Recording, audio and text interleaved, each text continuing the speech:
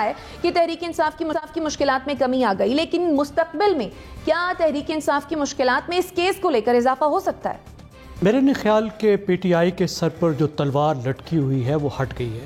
آپ یہ دیکھیے ہوا کیا ہے، پی ٹی آئی اسلام آباد ہائی کورٹ میں گئی اور انہوں نے کہا کہ اکبر بابر کو اس کیس سے الگ کریں۔ اب اس کیس کو سنتے ہوئے جسٹس محسن کیانی نے نہ صرف ان کی یہ بات نہیں مانی بلکہ انہوں نے الیکشن کمیشن کو کہا کہ 1 مہینے کے اندر اس کیس کا فیصلہ کریں۔ اب ریویو میں گئی تو پی ٹی آئی نے کیا کہا؟ پی ٹی آئی نے یہ کہا کہ جو الیکشن کمیشن آف پاکستان ہے وہ ایک آزاد آئینی ادارہ ہے اور پاکستان کی عدلیہ کو، ہائی کورٹ کو یہ اختیار ہی نہیں ہے کہ اسے اس طرح کے ڈائریکشن ان کو کہے کہ یہ فیصلہ اتنے دن میں کرو یا اتنے دن میں کرو۔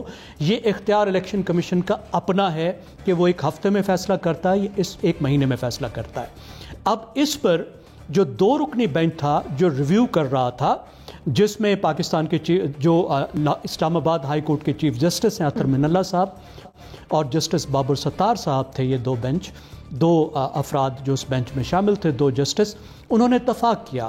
انہوں نے کہا کہ یہ بات بالکل ٹھیک ہے، ہمیں یہ اختیار نہیں ہے کہ ہم الیکشن کمیشن کو یہ کہیں کہ آپ اتنے دن میں فیصلہ دیں یا اتنے دن میں فیصلہ دیں۔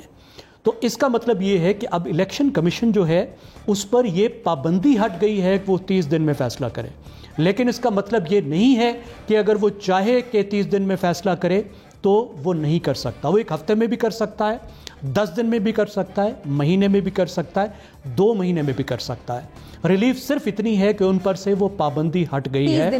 اور دوسری بات جو انہوں نے کہا کہ جو دوسری پارٹیاں ہیں ان کے خلاف بھی ہم نے درخواست دی ہے کہ ان کی جو فنڈنگ ہے اس کو بھی دیکھا جائے، تو اس پر عدالت نے ان کو نوٹسز جاری کیے ہیں۔ اب آپ دیکھیے کہ خود پی ٹی آئی کا مسئلہ کیا ہے۔ پی ٹی آئی کا مسئلہ بہت ہی سیریس ہے، 3-4 لیول پر قانون شکنی کے سنگین الزامات ہیں۔ سب سے پہلی یہ ہے کہ انہوں نے پولیٹیکل پارٹی کی جو فنڈنگ ہے وہ کہاں سے جمع کی۔ قانون یہ کہتا ہے کہ صرف پاکستانی انڈیویجول، پاکستانی بھی ہوں اور انڈیویجول ہوں، وہ پارٹی کو فنڈ دے سکتے ہیں، نہ کوئی غیر ملکی انڈیویجول دے سکتا ہے، نہ کوئی پاکستانی کمپنی دے سکتی ہے، نہ کوئی غیر ملکی کمپنی دے سکتی ہے۔ اب جو شواہد سامنے آئے ہیں سکروٹنی میں بھی، وہ ظاہر کرتے ہیں کہ نہ صرف غیر ملکیوں نے فنڈنگ کی بلکہ غیر ملکی کمپنیوں نے بھی فنڈنگ کی۔ یہ ایک بہت سنگین بے ضابطگی ہے جس کے سخت مضمرات ہو سکتے ہیں۔ دوسری بات کیا کہ یہ باہر سے پیسے قانونی چینل کے ذریعے آنے چاہیے۔ اس بات کا بھی الزام ہے کہ جو باہر سے پیسے آئے وہ حوالہ ہنڈی سے آئے۔